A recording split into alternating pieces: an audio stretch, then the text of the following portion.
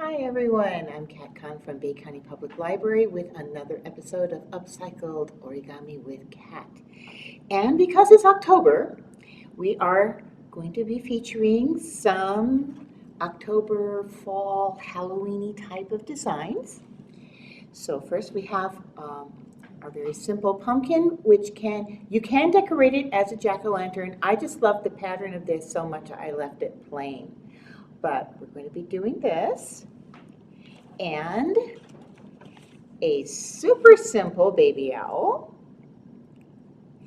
And this one is a much more complicated owl. I'm going to give you a website that you could go to. So in addition to watching our video, you can find the printed instructions on this website that I'm going to give you that actually has both designs. Okay. So we are going to start with the pumpkin. And you start with I use a 6-inch square of paper. You can use a little bit smaller, a little bit bigger, as long as it's square. And I chose orange because you can choose any. Pumpkins come in different colors. You know, they could be yellowish, they can be more brownish, green even. In Japan, the word for pumpkin is kabocha. Or they will use the American word pumpkin and call it panpukin. They don't have the M sound. Panpukin. So take this paper and we're going to fold the bird base. This is what we have done a long time. We've been doing it all summer if you've been helping me with folding the cranes for our orizuru installation. So you're folding it in half diagonally with the colored side in. And do it again.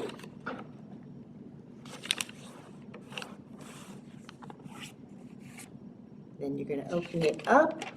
And this time, the white side up, you're going to fold it in half into a rectangle. And as always, I keep reminding everyone, make sure that your creases are nice and sharp and your corners and edges all meet as much as possible. All right, so we have rotated it 180 degrees and we're doing it again.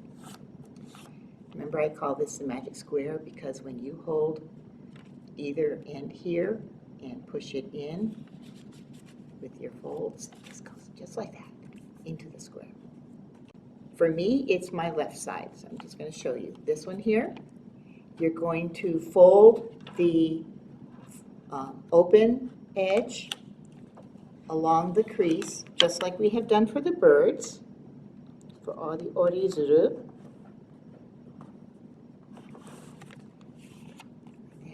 But this time, we're going to fold this edge down along the crease.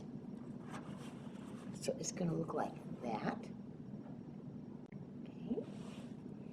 And you're going to fold it back. And so it's going to look like this. It's kind of this angled piece. Now, I should have started with the left side. So we're going to do this, the right side. Now we're going to do this side again. So, if we had done it the correct way that I was supposed to do, this would have been done first. So, you're going to fold it in, fold it down, because what you want is this shape. Okay. So you have this side folded and then folded back against the back, and this side folded and then folded back so that you have the shape. Now turn it over, and the top edge, that's the closed point. You're going to fold it down about roughly an inch, about like this. And then you're going to fold this tip. You're going to fold it back up because you want to have it stick up over the top like so. And you can just kind of estimate how much you want to fold. It can be a little bit shorter stem, but you want to have at least a 1/4 inch here. And now you can take your bottom point and you're also going to fold that up roughly 1 inch, just like that. And to finish it, you're just going to fold the side corners. So turn it upside down and you're just going to fold them in as straight as possible. And I'm folding them in about 2/3 of an inch or so.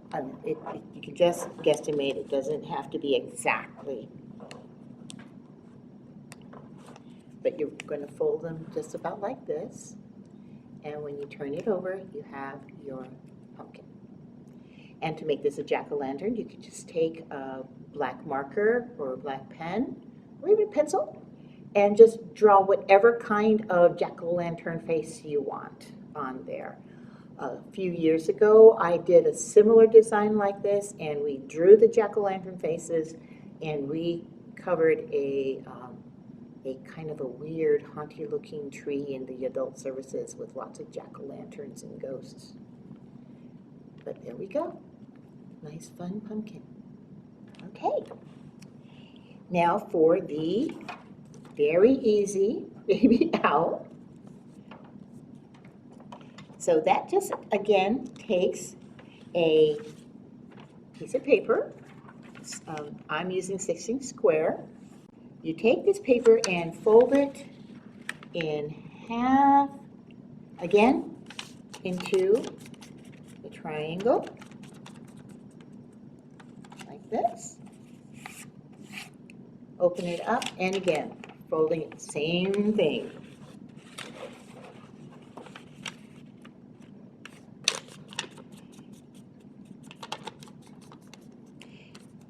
Now, when you go to that website I'm going to give you a little later, it's going to show you how you can actually use a ruler and measure. But I'm just going to kind of guesstimate that I'm folding this top point. I'm going to fold down roughly 1/3. It's going to be something like this. It's a little bit over 1 inch. Okay? And then you're going to take this bottom point and you're going to fold this up to just meet that point right there.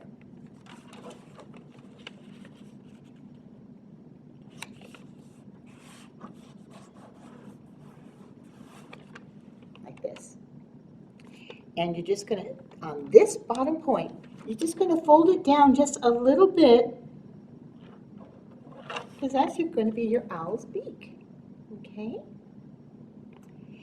And now you're going to fold these two sides in, but not just perfectly straight. You can go ahead, you're going to fold it so that the corner is kind of going to be meeting the center crease here, but you don't have to fold it all the way straight. You're going to be folding it kind of at an angle because you want to have that impression of a little bit of a wing there.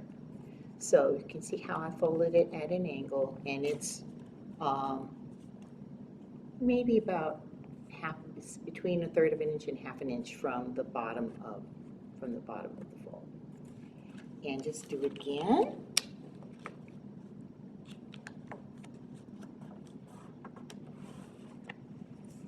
And then to complete it, you just take a pencil or a marker and you just draw some little owly eyes. Okay. So that is the baby owl. Now, this one is a very cool owl, but it is a little complicated. What you're going to do is take your paper and you're going to fold it in half with the color side out into a triangle, like this. Now, what you need to do is you're going to be folding these corners down And you want to have your edge as straight as possible. So you're just going to fold about like that.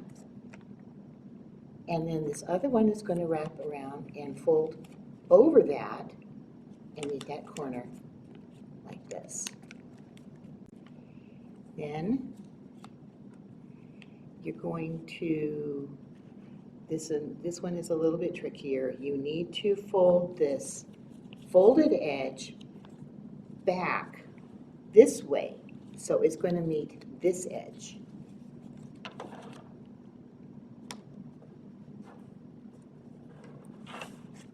Like that. And do the same thing on this side, because these are going to help you make the wings.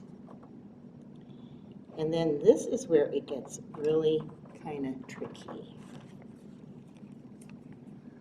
when you really need to watch what they say and follow along on the website. But what I've done is take a ruler. Now this is 6-inch square paper, okay? So when you take a ruler and you're going to measure the length of this folded, inner folded edge, and it should be roughly 2.5 inches. And so you're going to mark the center at about 1.25 inches, just with a little pencil mark on both wings. And that'll kind of help give you a guide. And what the instructions show is that they've got these dotted lines for reverse folds and folds. What I've done is I usually stick my finger at that little pencil mark that I made. Stick your fingernail right there, and you're going to fold your wing back this way.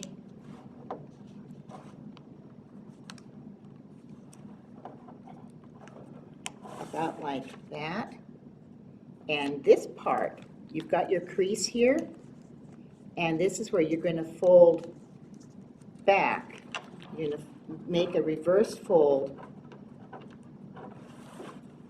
like this.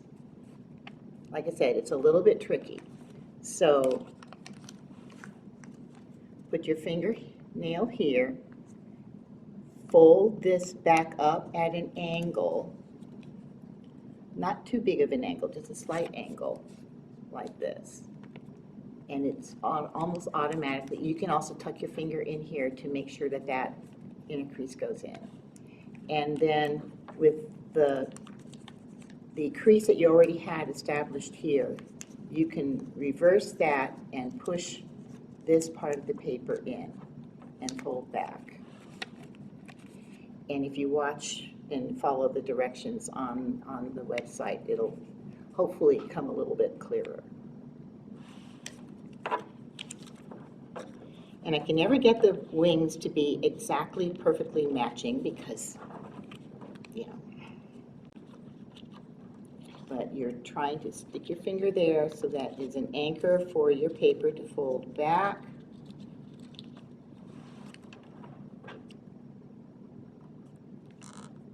Like so. And then reversing in here. Luckily, this is the back part, doesn't show. So you're okay if it doesn't come out absolutely perfectly, okay? So when you turn it around, it looks something like this. Now you're going to take this top edge and you're going to fold it down so that you're leaving roughly 1/4 inch between the top edge of the wing and your top edge up here.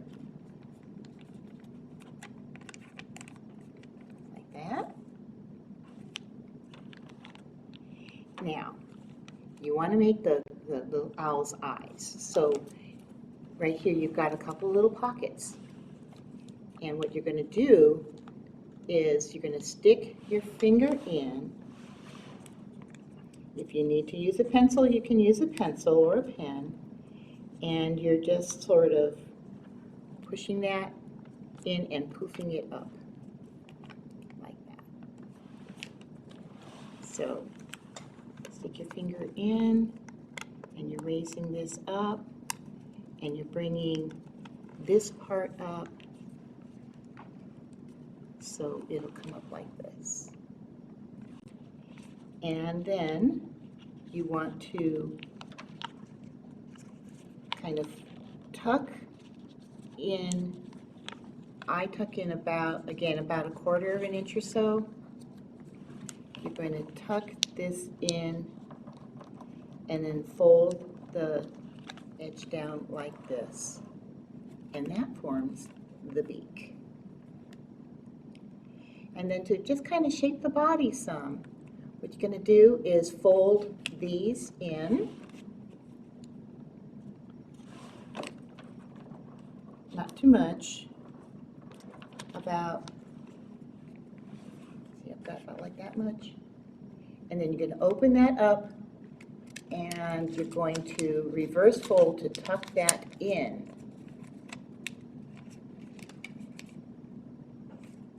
And then press down. So we're folding again on the other side the same way, just that little bit kind of at an angle like that. And then you're opening it up and reversing the fold to press that in, and then press it down. So that gets the sides of the body. And then you're going to just take this bottom point and you're going to fold it up about 3/4 of an inch or so. And what you're going to do is this back part, you're just going to tuck in, and then you're going to reverse the crease on the front. So tuck that one in, and there is your owl. And the word for owl in Japanese is fukuro. Fukuro. That is the owl.